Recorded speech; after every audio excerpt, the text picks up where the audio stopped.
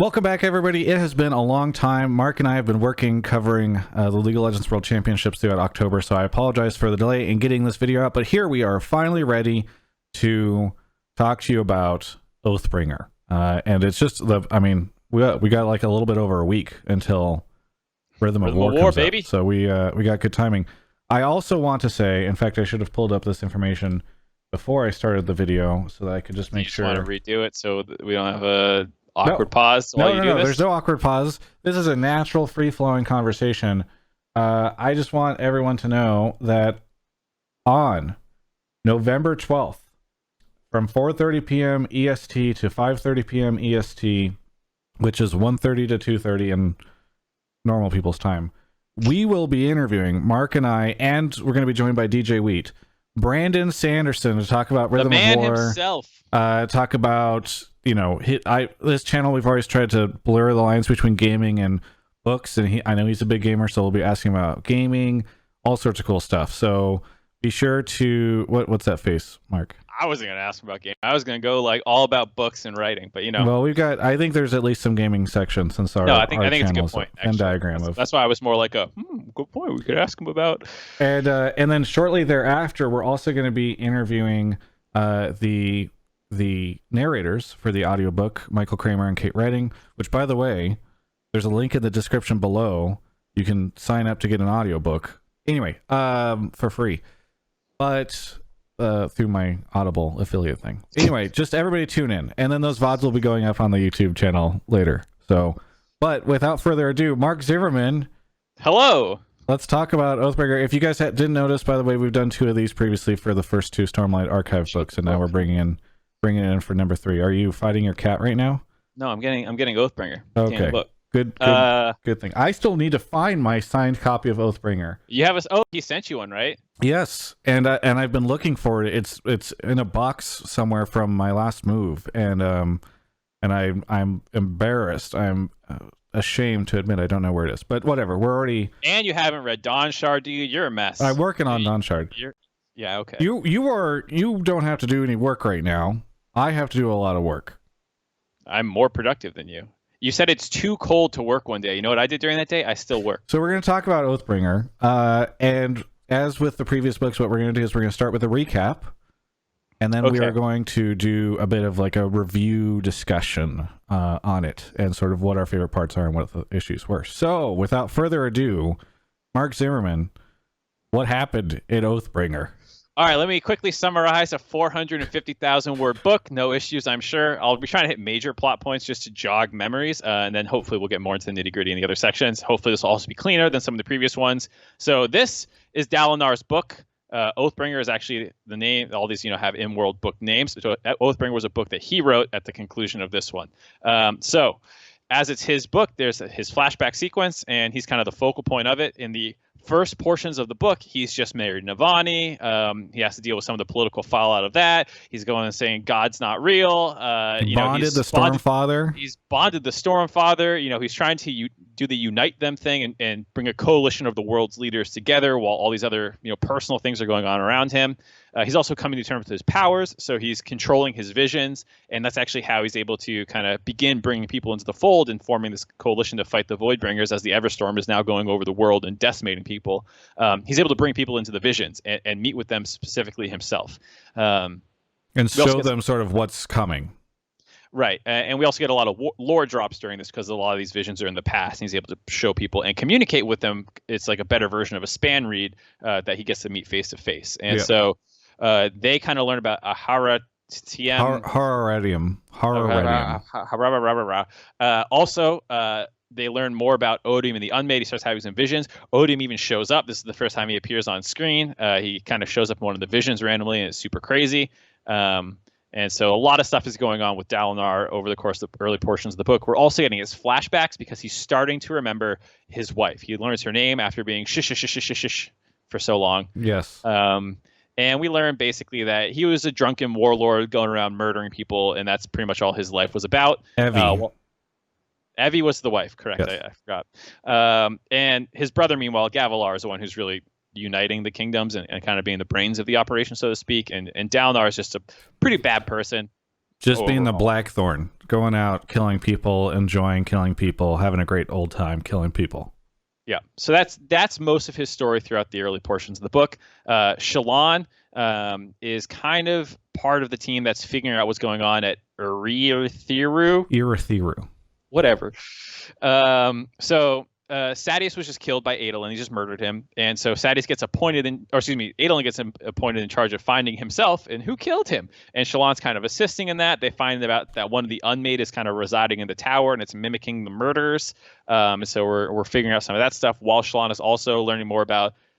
She has dissociative identity disorder, and she's kind of manifesting them as different personalities, and she's dating Adolin while managing these personalities while investigating this stuff, and it kind of culminates with her driving the unmade out from the tower and kind of freeing it and kind of finding this big kind of info dump about the tower as well for Yasna and Navani to geek out over.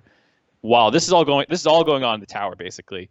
Way away from this, Kaladin has gone to fly around the world and like check in on what's going on. He wants to see his parents and his homeland to make sure that they're okay with the Everstorm going on, and the Parshmen starting to like wake up because they were in dull form or slave form. I forget which one it was technically, and now that they're kind of normal again in some sense. And so he ends up letting himself get captured by them to kind of understand what's going on and kind of see them on the ground level. He ends up starting to teach them things and help them, and that's a big part of his conflict, is starting to see the Parshmen and Parshendi not necessarily. Yeah, they become like a Bridge 4 crew to him, like kind of proto-early Bridge 4 stuff. Right, like he's teaching them the way he was teaching Bridge 4 and building them up.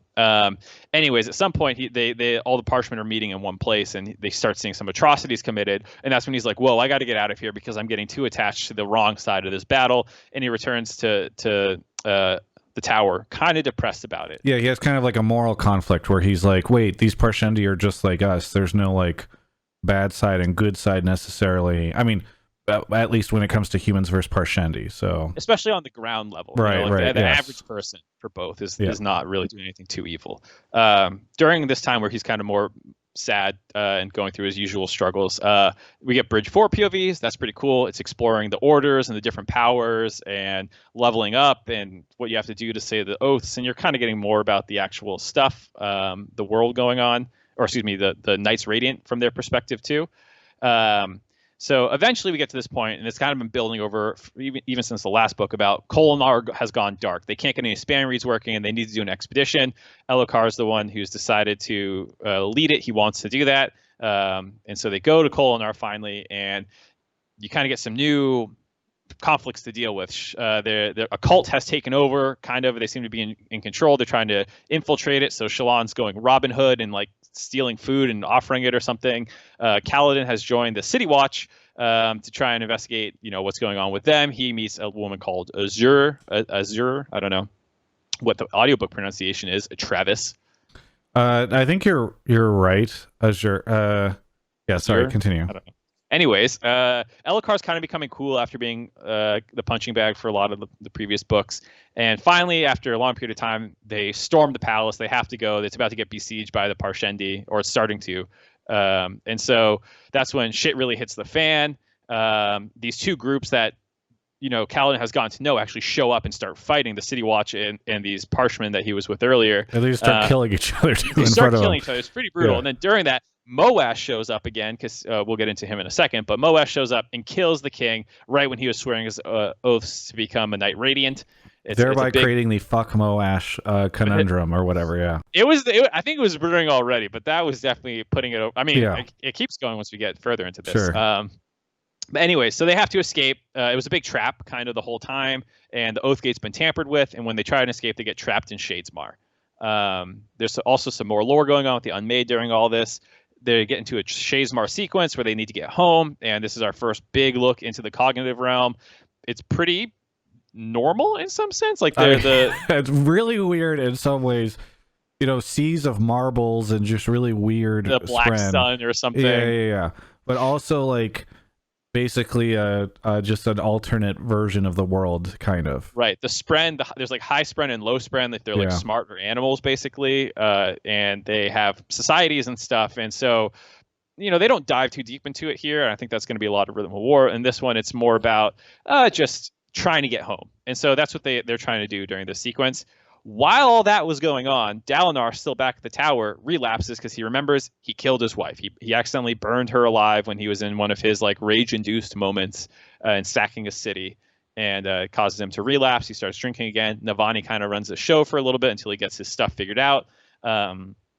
During this time in the entire book, we're getting a couple key point of views from the interlude chapters. Taravangian's one of them. He's trying to undermine Dalinar because he thinks he's the one who needs to lead the coalition. It's the only way to save the world. We're getting Venli's perspective as a listener, and she's an envoy trying to recruit them, but the people above her, the Fused and the Voidbringers, suck. They're kind of awful people.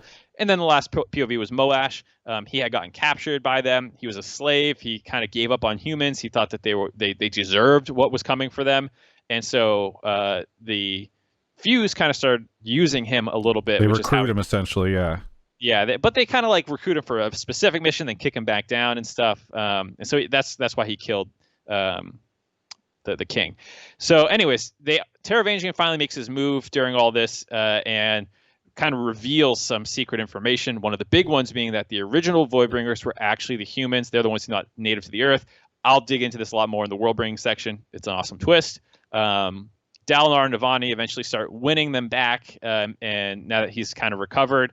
And then Thalen Field pops off. This is a whole big-ass section with a ton of stuff going on, which we'll probably dive into more. All the characters essentially converge on this moment. Right. And it's kind of the Avengers thing where all 10 orders and their representative in some sense around the hill. The heralds are making appearances. Like everything's popping off. This city's on fire. Dalinar has his big moment, unites the realms. Kaladin and Shallan and crew come back out of the cognitive realm into the battle.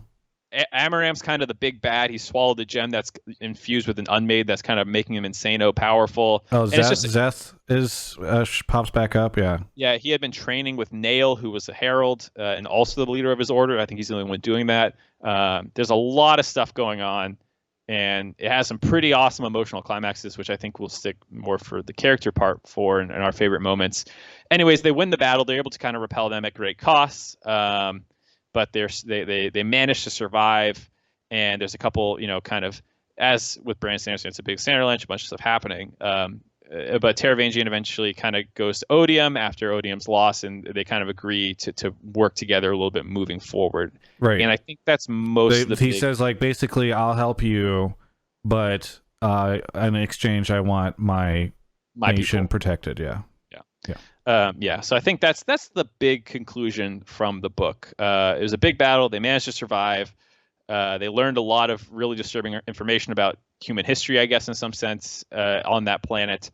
And then also Taravangian is now maybe working with Odium after Odium was kind of grooming Dalinar's entire life to be his champion. Yeah. And that's the big. And some other notable side plots, at least. Renarin realizes he actually bonded a Voidspren. I think that's pretty important. It's a corrupted Spren. It's not a Voidspren technically. I don't okay. think. Well, regardless. Yeah. He's not actually from the like original orders. He's this weird. He's not a Truth Watcher, which is what people thought he was. And then, right? Yeah. I think he is a Truth Watcher, but because it's a corrupted version of a Truth Watcher Spren. Everyone can go investigate and follow up on this on their own. I forget, yeah. I should know. I'm sorry. We'll look into it again later. But regardless, it's a little complicated with him. Anyways, Yasna was going to kill him. Yeah, Yasna was going to kill him because she realizes that he was like some sort of corrupted dude.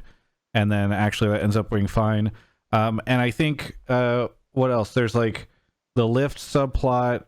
We talked about the Zeth subplot. There's oh my god, I'm blanking on his name. The Herald. The first one to Telenalat. Oh yeah. But also in the following action, Moash also kills the king of the Heralds. Oh, right, yeah. So that's the first time a Herald's been killed with a special dagger that we don't really know too much about. Yes. And it's like a really big deal.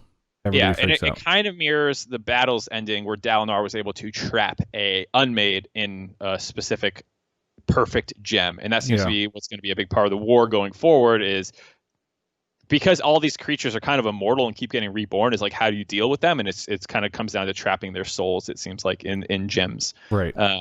So, anyways, Talon shows up. Talon is awesome, by the way. Well, I guess we're getting to favorite moments. So Sure. I'll end there. That is the recap. So we talked. This was kind of the recap. Good job, Mark. That was I think our cleanest one yet, and actually very, very impressive. You ranted for basically 10 minutes straight. So I've got sort of in the review section, world building, character setting, storyline, weak moments, and big moments, or favorite moments. So let's start with the world building and the lore. I feel like we learn a lot. I mean, the biggest twist so far in the series from like a huge high level perspective is we are the baddies. Right? The original like, bad guys. Yeah. It's like, oh, we're the Voidbringers, not the Parshmen, and we invaded this world, or maybe not invaded, but we were welcomed into this world and then sort of conquered it, and bad stuff happened from there.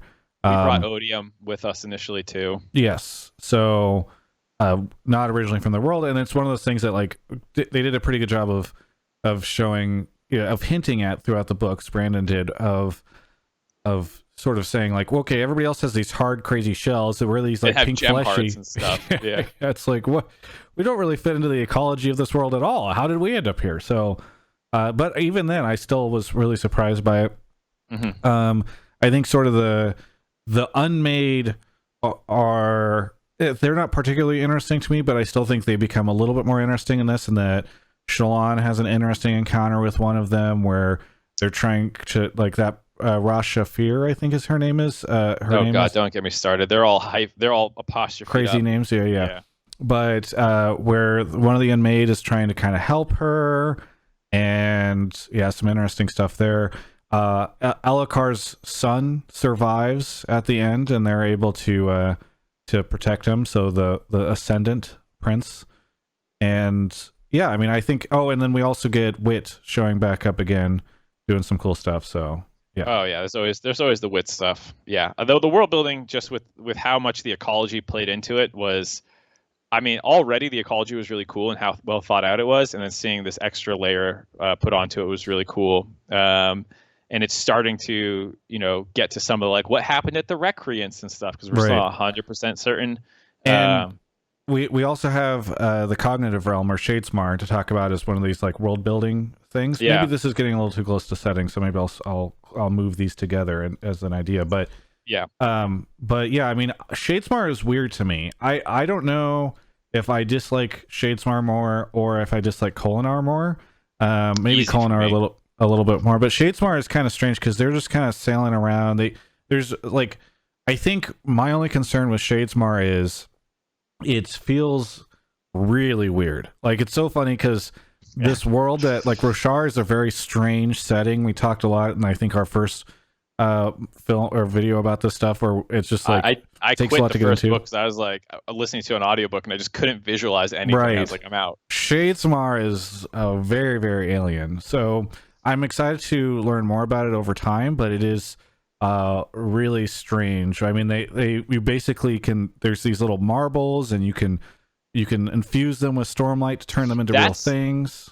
That's the part that weirds, that I'm like, the setting and all this stuff, I can kind of see it, and like I get what's going on for the most part. Exactly how soul casting works and some of the how the magic systems interact with it, I'm like, I don't know if this is cool or not. Like, it sounds very weird about like trading secrets as well, and like telling things and convincing them that they are what they are. And it does tie into like the greater Cosmere magic system of identity being very important, and intent and connection and all these things. Like, I get it ties in well, but it still just feels a little weird when they're like they're forming plates kind of to walk across the water marbles on. Yes. It's just, I mean, it's so alien. Like if I was one of Sanderson's editors or part of his team, I would be like, okay, we gotta make sure Shadesmar doesn't get even more strange than this. Other important things that we that are sort of part of the setting or world building section.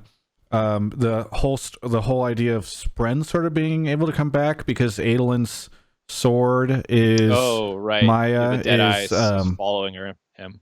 Yeah, Maya is sort of this like zombie Spren that perhaps is able to. It seems like there's some hints of life there, so I'm excited to sort of see how that plays out. It's also cool because it tied into how he always treated the sword as more than just a sword, and so when it gets revealed. I think it was in the last book that shard blades are actually Spren and they're dead Spren and whatnot. It's cool to see this kind of progressing still. Yes. And so I think that was pretty cool. Oh God, I just thought of another one. Are you able to think of any other world building? No, keep going, dude. I don't know. I think it's very fascinating. Oh, sorry, this is the one. We learned a little bit more about the way that the orders work, because previously it was just like, yes, there's like these orders and superheroes and all that stuff. Then you start to learn that there's like you start to learn that there's squires, and sort of like each hero has their own sort of like crew, which is what Bridge 4 is looking to build out. Shallan is looking to build that out with like Gaz and some of her crew. So you start to realize that some of these guys are going to have like a posse essentially of heroes. Yeah, and when you're in the Bridge 4 perspectives, they do a lot of cool work with like their experience of learning the powers, because we only really learned it through Kaladin's perspective the first time. So it's cool to see someone who's more scientifically minded versus this and all these other things. Yeah. This was definitely a book for me where I think the character moments were the best. And so even though there was kind of a lot of massive lore dumps and twists, like I really liked the first part of the book, which was heavy on the visions and flashbacks and stuff, because I wanted to learn more about Dalinar and I wanted to learn more about the world, and we were getting a lot of that. But definitely the high points were, aside from that one big reveal about who were the original Voidbringers and what were the Tranquiline Halls being this like other world that they kind of blew up with Dawn Shards, which is explained a little bit. Like that was all really cool. And then the character stuff was really what was the high points for me. Pretty much all of them were character moments. And of course there are other world building moments, like the whole Zeth subplot and we always miss the we don't usually talk too much about the interludes in these recaps, even though they can oftentimes be very important. Mark has already read Dawn Shard and I have not yet. So Risen was important, I don't want to get too much into it, but I know like one of the interesting interludes, Oathbringer is the one where the Soulcaster goes to the island, right? The blown up island, which I assume might play into Dawn Shard. So it's pretty heavy in there. In that interlude, they get killed by a sleepless. Yes. And so lots of stuff there, but obviously we could, you could do an hour-long video for each of these aspects of the game, of the book. But let's talk a little bit about characters, because you were already starting to kind of get into it. I will reveal now, which I said in the first book first video we did that I wasn't going to say who my favorite character is. Dalinar is my favorite character. Wait, we got to save him for last, because we're going to gush so much about him. That's fine. But anyway, that's fine. So let's go through our lineup of main characters. I think this is perhaps Shallan's, in some ways, Shallan's weakest book, in some ways, Shallan's strongest book. She becomes the most active person doing interesting things here. In another sense, I think she sees the least progress and kind of character progression throughout it. Like the love triangle is a little much. Yeah, she gets married at the end, which is good. That it's kind of feels like we've put a pin in it. Yes. We'll see if that's actually true. But yeah, I actually agree with that a lot. Just she was learning and developing a lot of stuff, but I felt like the situations that she had got put in outside the first one in the tower were not super compelling for me. And this was a stumble book for a lot of characters. Like Kaladin had his stumble. He tried to say the next oath level, but he couldn't do it. It was too hard. Whatever it is, we don't really know yet, but there's a lot of pretty good speculation about what people think it is. So yeah, Shallan had her stumble as well, but I don't know, man. I think she's just not the character for me in this series. Yeah, I mean, I definitely think she's my least favorite, but I just think this book, like I'm excited for another book where she starts to be a little bit more confident, a little bit more active. Elliot Brooks, who is a booktuber that I watch a lot of, she really likes the she was a little bit more, I think, invested in the Shallan like love triangle, but her point was it's going to be really interesting, not to be too forward looking on the next book, but like it's really weird. It's like love triangle, love triangle, love triangle. My different characters all have different opinions on who they're into, and let's get married. Like they just rush straight into this marriage at the end, which like seems like there's some pretty big issues on the romance side for her. So if they just sort of get married and everything is fine, it's going to feel a little bit bold, I guess. I don't know. Yeah, and like I think the different personality stuff and exactly what Shallan's past is, it feels like, there's always a little bit more depth to it because like, oh, my whole family's been involved in the, conspiracy this whole time, and like I killed my mother and my father now, and like Yeah. it's like, there's more to her backstory that I'm excited to see. I think, like I said, a lot of it came down to like her big things. The first one being really cool, and then Kolinar, I just had issues with as a whole, which was a big part of her plot. And Shadesmar, like you said, another big part of her plot, also, depending on for who you are, like not a super compelling point. So for me, I think she was hurt most by like what she was tasked with doing in this book. Kaladin as well. I think this is my least favorite Kaladin book. So I think that really depends on what you thought of the first arc with him and exploring the kind of like world that now has been hit by the Everstorm. Did you like that part? No. So I did. So I think that's why we might... I think it was fun when he went back and punched Rashon in the face. Like that was a good moment. But I don't know. It struck me too much like the first half of the first book where he's just kind of like hanging out, waiting to do something interesting and like observing the world and feeling all emo about it. And then like Kolinar Kaladin did not make me feel that much better. Like both at Kolinar Kaladin then again felt like a recap of the Bridge 4 moments where it's like he's joining up with this crew and he's got to build them out. And like I think it was interesting whenever he was trying to find out a little bit more about the Captain Azure. But it definitely like Are we spoilers on that still? No. We're no spoilers still. They went to Shadesmar already. They're talking about these other places. Yeah, I mean it's fine to say she's a world hopper. All right, she's a world hopper. We don't need to explain who she is from what book because I think if somebody wants to go read the other books. But yes. So that was interesting, but not really interesting for Kaladin. And maybe even throughout the whole book now, especially as I'm kind of thinking about it, is there like a big moment for Kaladin in this other than like whenever he just fails?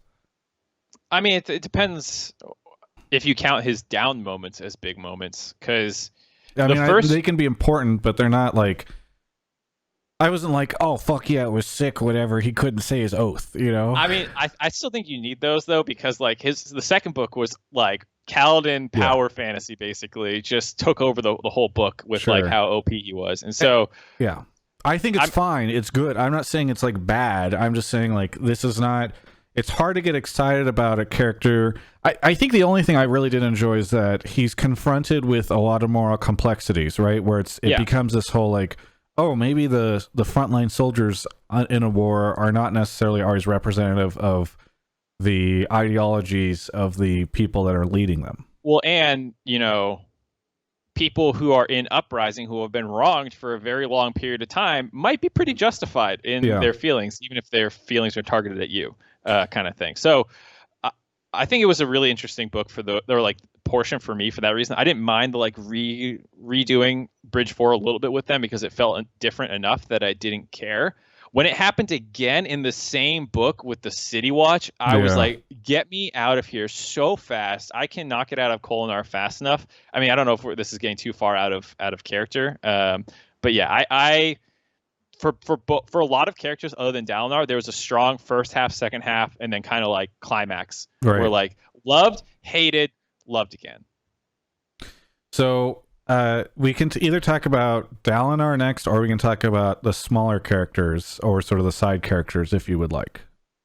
I mean, this is starting to get into favorite moments if we start doing some of the side characters and stuff. Well, here's what I will say. I'll posit that side characters are actually, besides Dalinar, the strongest part of this book. I think things like Teft, which we didn't really even talk about. But... we're getting to Teft, buddy. Okay, well, maybe that is probably close to my favorite moment in the book. It would have been if not for Dalinar's, which was also insane. Sure. Okay, we'll get to big moments in a second, but like, I think Teft's story and sort of that whole like seeing the Bridgemen all try to become Windrunners.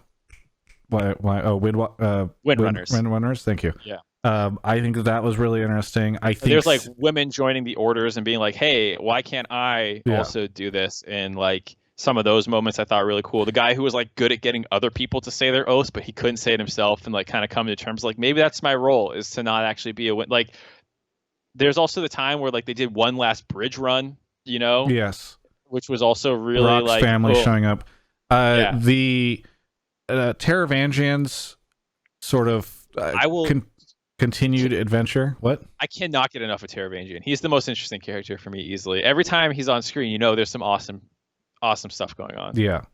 So I think just a lot of these secondary characters had really fun stuff going on with them.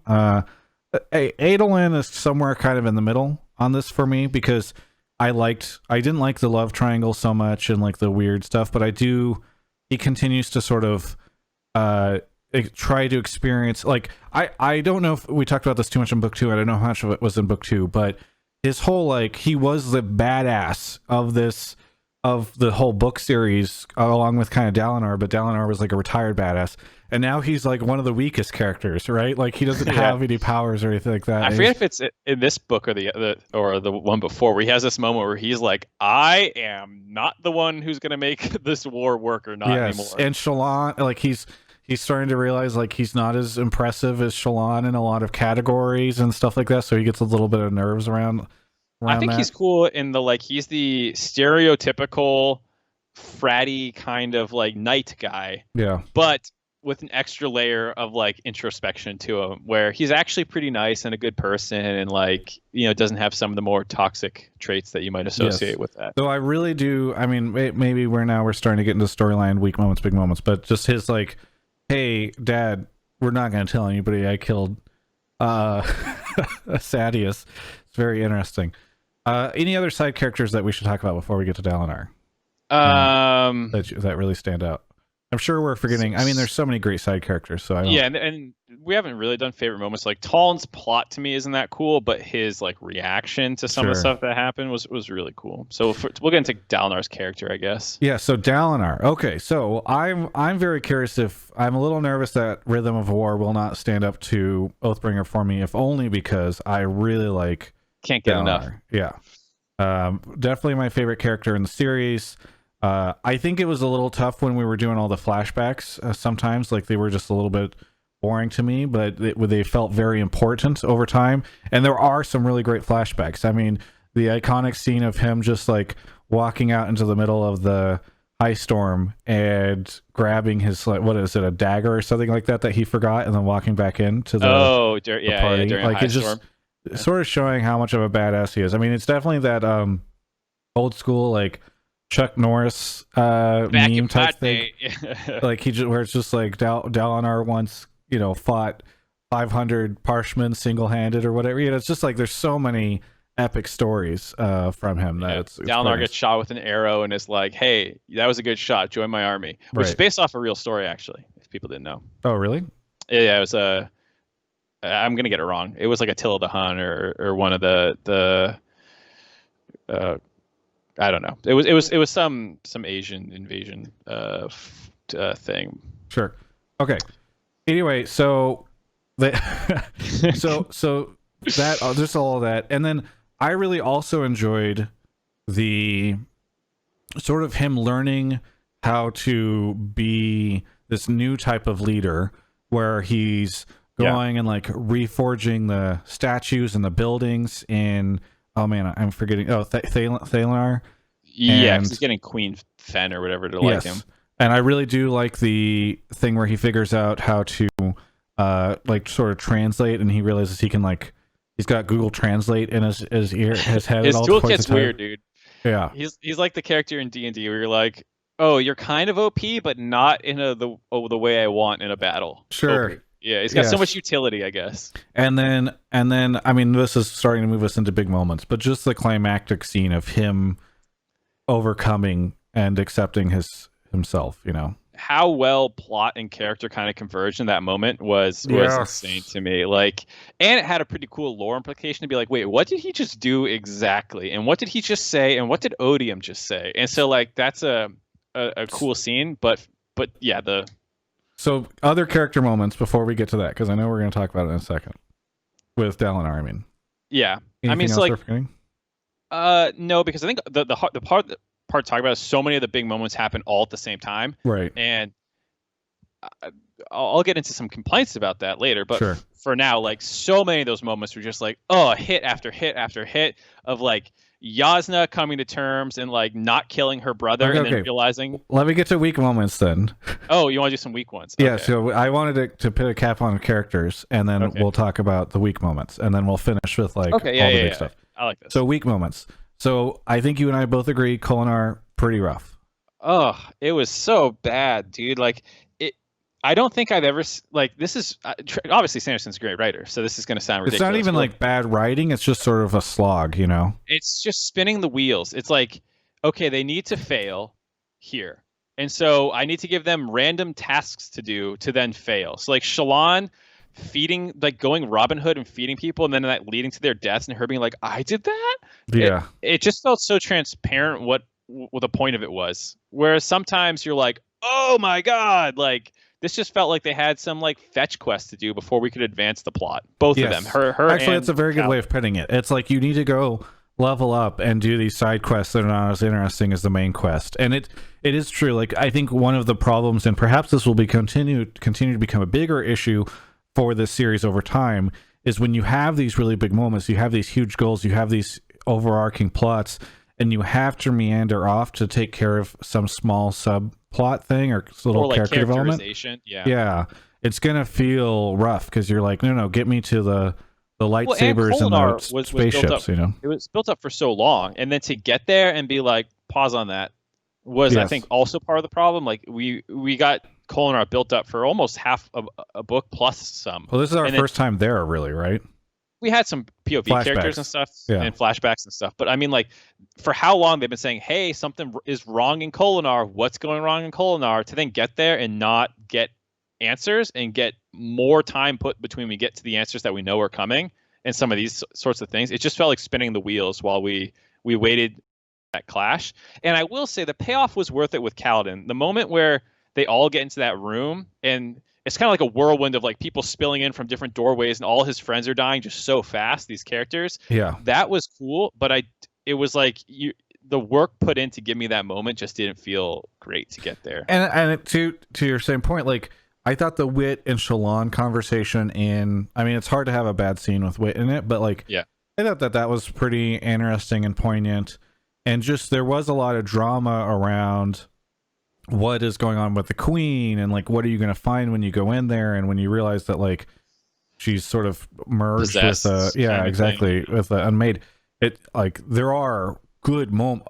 It's not like all of Kholinar is stuff. It's just like I tend to think about these things by, if I was to do a reread, and I did do a reread of Oathbringer maybe like 18 months ago or something, and it's just like, you know, when you get to Kholinar you're like no. Yeah, you're like, time to skip until they attack the castle. Yeah, I mean, I won't skip, but it's just like I have to, it makes me not want to pick up there becomes more inertia in picking the book back up to like read it or listen to the audiobook more or whatever. Yeah, and I think I've seen people have the same complaints about the first part, about it feeling like a slog with the flashbacks, like you said, and maybe some of these plots not hitting with them, like you didn't like the Kaladin one. I actually thought the first 2/3 of this book moved very quickly for me, and I enjoyed them because I wanted to learn about Dalinar. I thought the Kaladin stuff was interesting and good and like all this stuff. So like I didn't have a problem with the first half, but the biggest criticism I ever see about Oathbringer is about the slog, and it exists, but where it exists for each person seems pretty different, except for Kholinar. I don't know anyone who's like, I loved Kholinar. I very much agree with you. I think it's funny because I know I like the beginning of the book, but even now it's hard for me to remember too many of the things that I really did enjoy about it, because I also kind of feel like Shallan's like running around the tower for a while. I mean, there's like I do like a lot of these little stories that are interesting allegories that Brandon Sanderson is often putting in there. So when Shallan paints out the giant world and sort of tells that story of climbing the wall to seeing what's on the other side or whatever, there are some really good moments there, but it is like the strength of this book is definitely in the final 1/3 for sure, I think. Yeah, and I think some of the Dalinar stuff in the beginning was interesting. I don't know if you just don't remember it as well, but like him learning stuff in the visions about the lore, and he actually like the negotiations to bring people on board moved pretty quickly through the first part and of those the book. are cool. And you get to meet these other characters, like characters we'd already kind of met, but like when he's bringing in Venli and the king of Izir, I can't remember his name. Yes. There's so many good, and Odium sort of attacks the Venli vision, which I thought was pretty crazy, and like Honor's all freaked out and stuff. There are Honor's dead. What do you mean? Oh, sorry. Good point. The Stormfather is all freaked out and stuff. So yeah, novice mistake on my part. Big moments. All right. So we did talk. We were just sort of talking about a little bit of the big moments in the beginning, but well, I have one other complaint, and this is more with the fan base lying than the story itself. I knew I was spoiled already about Dalinar kills his wife. The way people phrase that makes it sound intentional and hyphy. And so when it was an accident, it almost made Dalinar less bad than I had thought he was going to be in my head. And it kind of made the redemption not feel as like he's obviously a shitty person, you know, like, and he has his flaws and stuff. But I thought he was going to be like because the thrill was built up for so much. Like the thrill was a big part of this book and its influence. I thought he was going to kill his wife in an enrage-induced thrill moment while he's in a drunken stupor kind of thing. And all his vices and problems are going to kill her. See, I have no patience. For everyone watching, Mark and I have had this conversation previously. Mark, his complaint with this is that he got himself spoiled and then can't experience it the same way everybody else can. Well, no, I thought it was going to be hyphier. I just thought it would because you got yourself spoiled. Well, it is but I crazy also think whenever you find out that it happened. Like you just thought, because you didn't have the full context, when you find out the context, you're like, oh, that's not as bad. But if you don't have any of the context and you're like, oh my God, he just murdered his own wife and you can't... He didn't murder her, though. It would have been manslaughter at worst.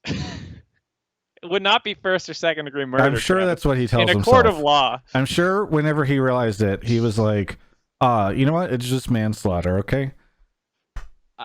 Yeah, you know, some incidental burning as he destroyed a city. I think it also just I felt like it could have still worked. I think is part of it. Like when we were talking about the changes with Words of Radiance and like some of the situations where like Brandon pulled back on Kaladin killing him. It was like why? I think Zeth, you mean? Yeah, when Kaladin killed Zeth, like he retroed that, and that was weird to me. And this is another time where I was like, oh, I thought Dalinar was just being a horrible piece of shit the whole way. Why not go all the way with it and actually make him do it in a rage-induced state versus an accident? Yeah, I mean, I think my feeling is it becomes a lot harder to redeem some of these characters, and I think there is a world where, like, if there's a scene in book 7 where, you know, Dalinar, everyone loves Dalinar, everything is great, he's like sacrificing himself, and it's like, oh, he was actually amazing all along, it becomes a lot harder. It's like, no, he wittingly killed his wife, let's not forget about that, you know what I mean? Yeah. So I think I get why, you know, intent in a lot of these things matters, and same with Kaladin killing Zeth, although I think that's a little less. I think he definitely could have gone away with that. Yeah. Okay, whatever. We've only got a couple minutes left for big moments. So big moments. All right, all the stuff in the climax, literally almost everything. Yeah. Yasna and Renarin, like you were saying, like it's just like, you know, Renarin just has really cool powers. He's one of my favorite characters, and to have him kind of being like, I should die, I'm probably not good for the world, and Yasna being like, it's okay, kind of like thing in the last moment, and realizing his visions are wrong, and all the further implications that happen later, all that was dope. Taln, I thought his reaction when he had his like Broof moment of lucidity to be like, you know, Ash was like, oh, he's gonna hate me, and he's just like, this is great, look how much time I was like, oh my god, because for those that don't remember, Taln finds out that he was trapped alone for millennia, 1,000 years. Yes, and that basically all the other heralds abandoned him to that fate, and he celebrates it as we've actually given them a chance, kind of deal. Yeah, she thought he would hate him, and he like there's a lot about him that he's going to be a major figure, I think, in the future of the series. But like he was not supposed to be one of the heralds initially, I believe, and like he worked his way in somehow or something, and he was the one who never broke. And he's just like the ultimate badass. And it's sad that he broke. He's like OG Dalinar. You know, Yeah. it's like if this book series started during the time where the heralds were being formed and taking on this role, I think he would sort of fit that Dalinar role. Yeah, he's just awesome. So like that's super good. And I think I'm ripping off all these. I don't know if you have one to throw. No, I do. The way that I would characterize that moment. I mean, again, it's a Sanderlanche, but it reminds me a lot of the final Avengers movie. Spoilers for the final Avengers movie, where it's like the snap occurs and then everybody starts coming through, and it's like that's that same feeling where you start to see all these really great things happen. I loved like what it's Renarin and Adolin, right? That like team up and are like climbing up the mountain to like try to unlock the Oath Gate. Yeah. And yeah, they're fighting stuff, and like Maya starts to do cool stuff or starts to become a thing, and you get a hint towards that. Oh man, I mean, I'm just gonna take it. Dalinar saying like, you can't have my pain, uniting everything, bringing everybody through this moment where like supercharging everyone's powers back. Yes. I mean, it is. If he did not pull this off, I would like as well as he did, Sanderson. I would be definitely I would be definitely faulting him for being like, how convenient is it that the cognitive realm and like all these characters, he solves like 10 problems all at once very conveniently and coincidentally by having all these characters near each other, and yet he just does it so well that it works really great. Oh my god, Zeth and Lift running around together like with crazy antics, you know. Yeah. You've got this crazy psychopath murdering machine with Lift, who's like this also a psycho. Yeah, yes, but like anime character-esque, kid, and they're like, haha, let's run around together and like play keep away with this fucking gemstone or gem heart. Like well, and just like the theme of it too, like not just as like all this crazy stuff happening, but like to have theme and character and plot work so well together about how like he was getting tempted the whole time, and like the implication that by giving up his pain to Odium, he's saying that these things weren't his fault, and like his whole thing is like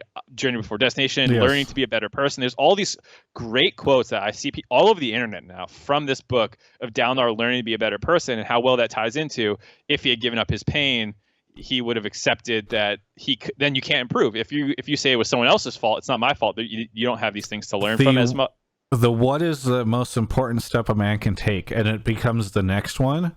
Yeah, is so good. Oh my god, it's actually just like it's so funny because in so many books and movies and storytelling things, these sort of thoughts would feel so forced. It's like like very Disney movie-esque, and yet because you go on these extensive journeys with these people, it feels so good and real, and I don't know, it's so thoughtful. And to your point about like the convenience of it, when you rule break or do something new, it can sometimes feel like Deus Ex Machina kind of thing, like how did Dalinar do that? But this one was so over the top and unexpected. It was like, what the fuck world are we living in where he just grabs the other planes and unites them? And like it went so far above like what I thought was going to happen that it was just like jaw drop, what is happening kind of thing. Like, and then did he become Honor for a moment? Did he become, he takes that piece, that line from Odium that's like, we defeated you or whatever. Like, it's so great because even in that moment, that Brandon is like seeding interesting thoughts for like future, seeding questions essentially for what is going on. I only really have another minute and a half for us because I wanted to wrap this up, but any final thoughts on this? Go ahead. Taft, have to give Taft. This is actually my favorite moment in the book. His third ideal being the one that I'll protect those I hate, even if the one I hate the most is myself, is just like that. I actually cried a little bit at that moment because it was actually so much more powerful of a line. I think it just resonates more with some people because like Dalinar's thing, we had all this work done to make him cool. We only had little snippets of Taft and his failings with the fire moss and all that stuff, and being responsible for the bad things that happened at the tower. But yeah, I don't know, just that line was like, I think, an incredible oath to make from what everyone has kind of similar oaths, but that was a really cool interpretation of it. Kaladin defeating crazy ass Amaram was pretty fun. I mean, not like Amaram becomes more of like the classical villain by that. It's crazy. He turns into this monster or whatever, but it is fun to sort of see that arc from the first book complete itself too. So yeah, the only complaint I have about that entire sequence is it actually started to drag a little bit for me with how much he was cutting between characters. Sometimes it felt like they were just like, Kaladin hit him again. All right, back to this other person. And then back to Kaladin, hit him again. All right, back to this other person. Yeah, it does have that's a frequent complaint I think of, and I use this as an example frequently, or thought the process of the end of the first Star Wars movie, or like the first Star Wars prequel, where you're cutting between all these crazy things like space battles and all that stuff. So I do get that it has a little bit of that, but overall, I just thought fantastic. So anyway, this has been our almost hour-long recap and review of Oathbringer. We try to keep these things a little shorter, but it's hard. Inevitably, we fail. And be sure to stay tuned for, on this channel, an interview with Brandon Sanderson to talk about Rhythm of War. I think we're going to do a video sort of talking about some of our expectations for what the next book will be and have in it. And hopefully by then I'll have read Dawn Shard too, so we can talk a little bit about that. So big lore drops. Yes. My Twitch channel, though, twitch.tv/Travis Gafford. This Wednesday, I'll be tweeting out the times and all that stuff. But thanks for watching. This has been the review and recap of Oathbringer.